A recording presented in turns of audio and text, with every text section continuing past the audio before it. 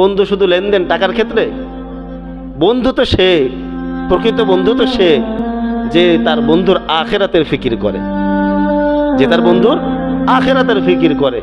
আপনি বন্ধু বানাইলেন, নিজে নামাজে আসলেন, বন্ধুকে নামাজে আনলেন না, তার মানে আপনার এটা আসল বন্ধু না, দুনিয়াবি বন্ধু। এটা দুনিয়াবি বন্ধু।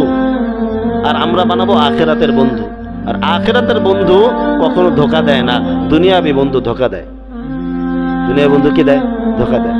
আখিরাতের বন্ধু ধোকা দেয় না। এজন্য আমরা আখিরাতের বন্ধু বানাবো। আমার বন্ধু যদি বেনামাজি থাকে, এটা আমার লজ্জার বিষয়, আমার লজ্জার বিষয়। যখন আমি যাদের সাথে চলাফেরা করি, ইমাম সাহেব অনেক চলেন আমার সাথে, তারা যখন এক ওয়াক্ত নামাজে না আসে, তখন আমার নিজের কাছে লজ্জা লাগে। এই আমার সাথে চলে, নামাজে আসলো না, বিষয়টা খারাপ না?